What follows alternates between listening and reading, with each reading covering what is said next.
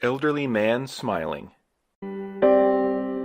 Elderly woman smiling, holding a cup of coffee while talking to a friend. There are parents, our Older man talking with a little girl with the car hood open. grandparents, our neighbors. Elderly man smiling and laughing with a caregiver. They made our country and us Old military photo of a young man. what we are today. Elderly man in a wheelchair talking and laughing with a caregiver in a kitchen. Our elders have earned safety and comfort. But there's a sad reality Elderly woman looking sad. that few people are aware of. For tens of thousands of Minnesota elders, Diana Pierce in business attire standing in a home and speaking to the camera. instead of finding comfort and care, they become victims of abuse.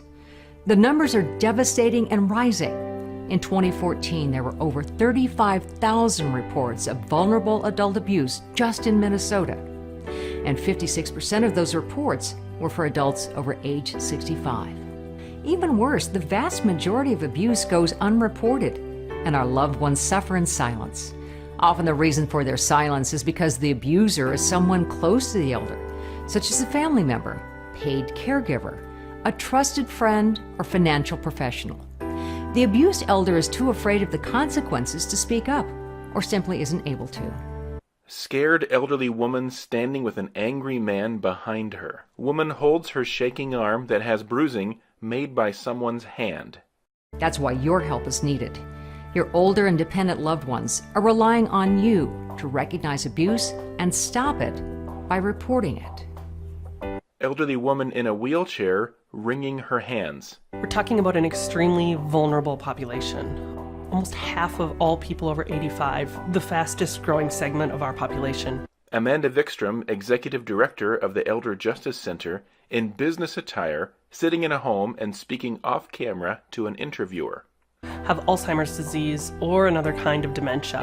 And these are people who often do not have the ability to care for themselves or defend themselves. Older woman getting yelled at by a younger man. And studies show that up to 50% of people with dementia experience some kind of abuse, usually at the hands of their family member or a trusted loved one or a caregiver. Older woman being forcefully tucked into bed with sheets thrown on her. When people think of the word abuse, they usually think of physical violence, and that's absolutely a part of the problem, but it's much broader than that. Carrie Benson, Executive Director of the Minnesota Board on Aging, in business attire, sitting in a home and speaking off camera to an interviewer. When an older adult experiences abuse, it's usually multiple forms of abuse. We also see many cases of sexual abuse. Older woman gets clothes thrown at her by younger man and startling her. Or emotional abuse, such as belittling and controlling the elder. Another huge problem is neglect by caregivers to meet the elder's basic needs. Elderly woman sits up in bed and is yelling for help. And so these elders suffer malnutrition, they're left in their own filth, or develop pressure sores, and all sorts of medical complications. Financial exploitation is oftentimes combined with other forms of abuse that an older adult is experiencing. Elderly woman watching TV while someone sneaks her wallet from her purse. In fact, in the U.S., older adults over the age of 65 lose $3 billion each year from financial exploitation. Elderly woman taking a framed portrait off of a fireplace mantel. The abuse is usually perpetrated by someone close to the elderly person. When an abuser is known to a victim or a family member of a victim, it makes it incredibly hard for that older victim to report that abuse. We know that they want the abuse to stop, but we hear victims tell us that they don't want their son, daughter to go to jail. Portrait of a family with focus on a little red-headed boy. They are afraid of having to leave their home and go into a different living environment. Elderly woman holding and looking at a family portrait of her and her children.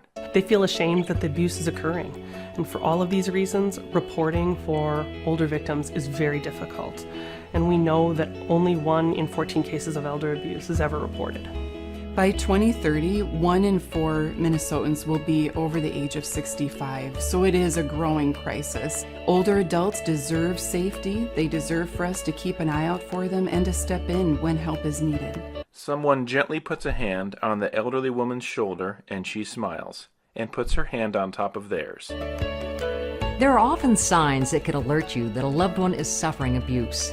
Ask yourself if you've noticed any of these warning signs in an elderly person. Cuts or bruises, sudden financial problems, frequent agitation or panic. The elder tells you that she or he is being hit, threatened, or left alone. The elder is withdrawn and reluctant to talk, or exhibits fear of the caregiver, yet resists leaving the caregiver's presence.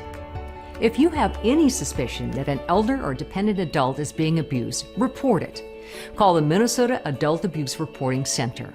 If you want to talk to someone about potential abuse, or if you need support or advocacy, you can call the Minnesota Elder Justice Center. And finally, for elders who need help in daily matters but don't know where to turn, there's the Senior LinkAge Line. Picture of a billboard promoting the Senior LinkAge Line. The Senior LinkAge Line connects seniors A montage of elderly folks getting help by caregivers and nurses. throughout Minnesota with local services for housing, transportation, chore help, insurance questions, caregiver support, and more. The resources are available.